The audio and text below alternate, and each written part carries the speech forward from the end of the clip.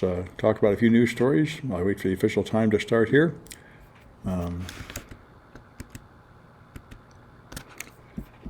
So we have we have license plate cameras, and in Japan for quite a while they've had cameras to measure if your smile is good enough in retail stores. And we got facial recognition cameras in airports.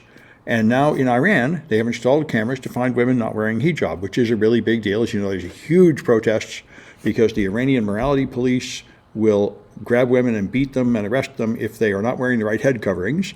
And as from a technical point of view, it would be pretty easy to use facial recognition and detect whether someone's hair covering meets whatever the rules are. And so they're going to install those. It does make sense. It reminds me of IBM.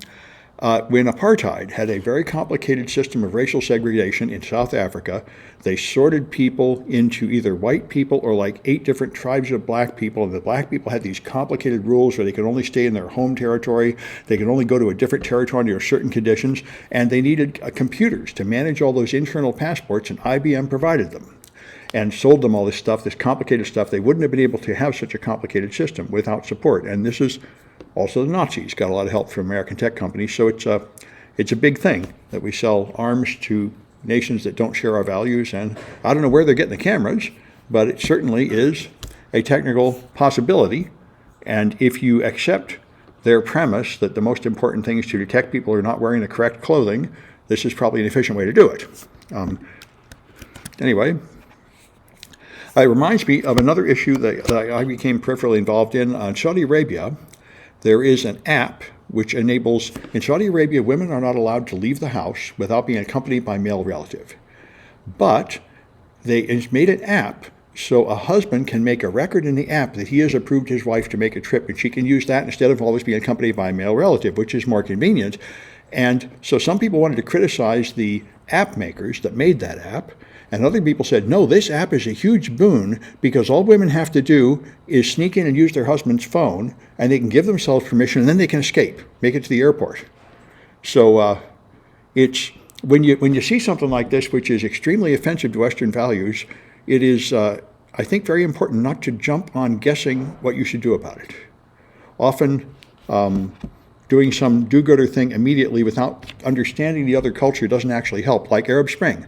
I got in trouble because the guy here, Jacob Appelbaum, who was the #2 at WikiLeaks, visited my class and he didn't like it. He said, you're teaching people corporate propaganda and making them into wage slaves of the military capitalist state. And I said, well, yeah, I am. That's pretty much what I'm doing here. You teach people skills so they can get a job. And but he was big on going there and pushing the Arab Spring revolts. And the Arab Spring revolts took the Egyptian government and replaced it with a military dictatorship. It was not really the huge benefit that they thought it was. Anyway, this is just a thing that goes all the way back to ancient Britain, where the great white savior will move in and tell you savages how you should run your country without even understanding who the players are or which way would actually be an improvement. It's a very common issue. Anyway, so Teslas take pictures of anybody that comes near the car for safety, and apparently they do this even when the Tesla is turned off, and all those pictures go back to people at Tesla who can see them. And so it turns out they were trading these off on internal message boards, people with their kids, people walking around naked, other things, all taken without the Tesla owners knowing this. So this is the kind of thing that's becoming more and more clear, that all of your gadgets are spying on you, and they're giving this data to companies that are just reselling it. Anyway, we'll see what comes of this. It's possible that even broke some kind of law, although I think it would hinge on the terms of service, since there is no effective privacy law in America for web data. So Elon Musk labeled Twitter, or he labeled NPR a state-funded media, which is the same label it gives like Russia Times and Al Jazeera. And Twitter and NPR complained greatly, saying we are not an organ of the U.S. state. That's a ridiculous thing to say. And Musk refused to take it down and made it clear that he has actually no idea what their funding comes from and what they are and how they compare to other news agencies. This is the same thing. It's increasingly clear about Twitter. It's just a dictatorship. He just has random capricious ideas and just enforces them without even knowing what he's doing. He's extremely like Donald Trump. It's just like you have an infant king in charge who just makes random stupid decisions and refuses to admit when he's wrong.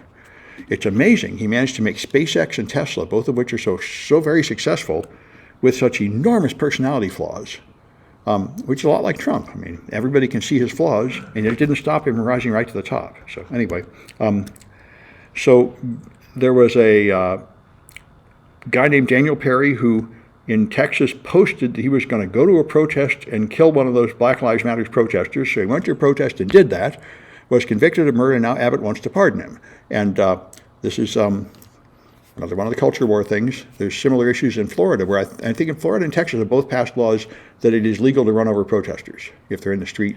Anyway, this is all dating from the Black Lives Matter protests, which the right was very, very, very upset about. So we'll see what comes of this.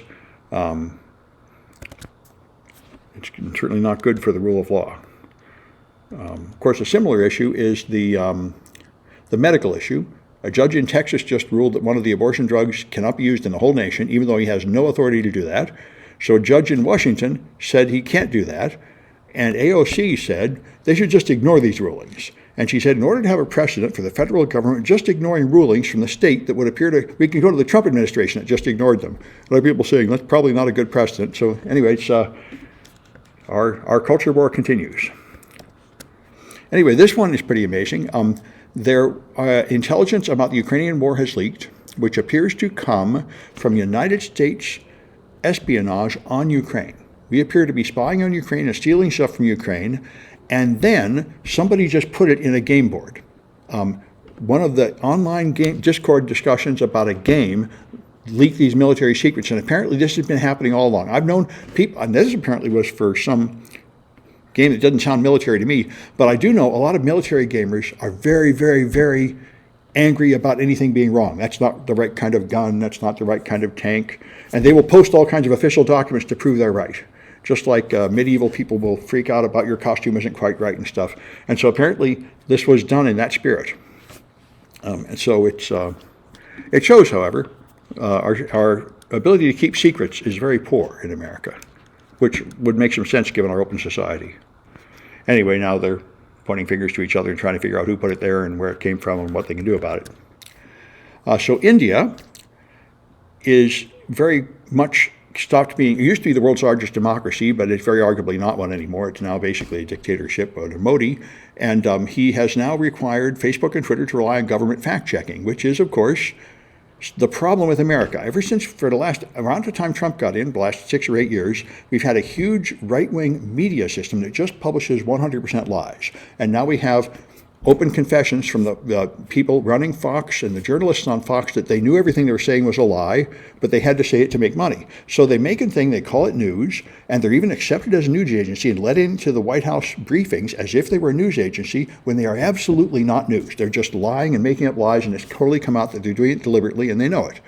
And so there's been a lot of push that we should not allow that. But how could you stop it? Who's going to decide what the truth is? We could go back, and that's what they do in India. They have a government agency to declare what the truth is, and now you have to go to them and they will tell you what they feel like is true. That's probably not a step forward. But this has been a huge problem in America. We have free speech right now, which means you can totally just publish lies and nothing is done about it. And the alternative is to somehow have some agency, which would be the Ministry of Disinformation. Bush tried making one. I think Obama tried making one.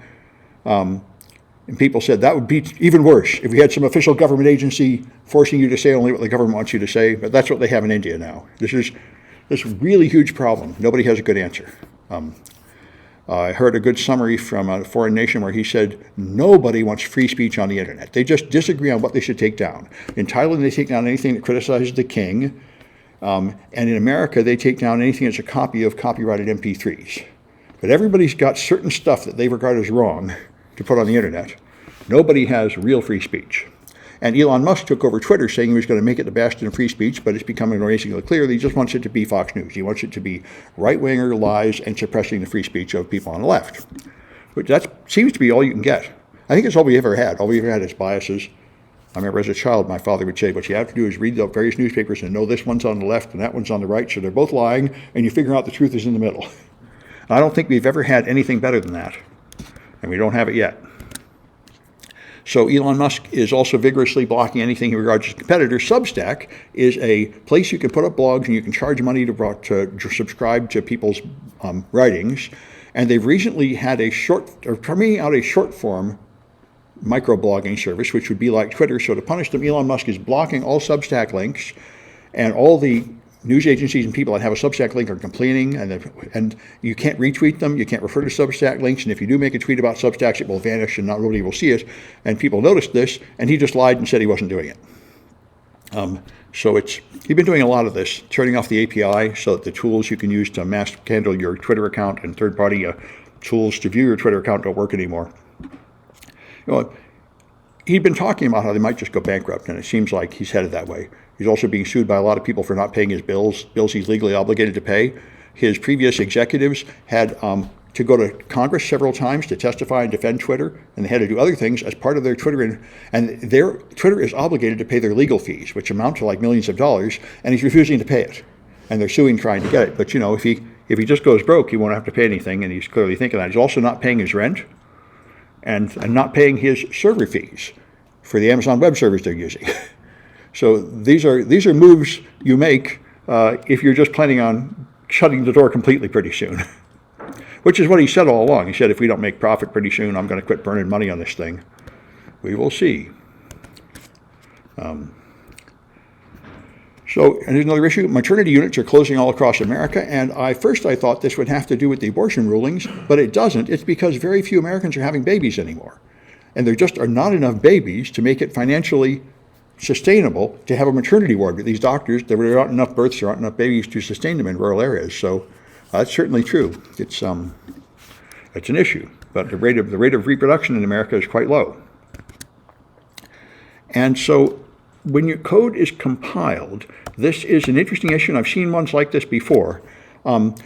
There's various defenses built into Windows, and the particular one here was CFI, which I think is Control Flow. I've heard one called Control Flow Guard, and CFI is something like that, which is a technique of avoiding people injecting strange addresses into lookup tables that will cause the machine to run code from the hacker instead of built-in code when it runs things. And we're doing this in the 127 exploit development class.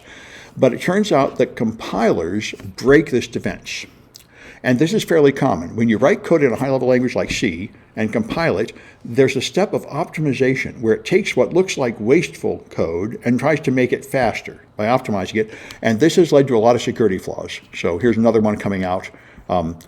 It can induce double fetches, which can lead to time of check, time of use vulnerabilities, which are a whole category of vulnerability where the computer stores data somewhere, and then it comes back later to read that data without considering that another process might have changed this. This has been a problem ever since computers moved to multi-process computing. In the old days of MS-DOS, your computer would only be doing one thing at a time. But now your computer has several windows open running different things. So if you save data somewhere, it's possible that one of those other processes will come change it. And that's time of check, time of use vulnerabilities. And that's what came out here. Anyway, that's enough of the news. Let me stop this stuff.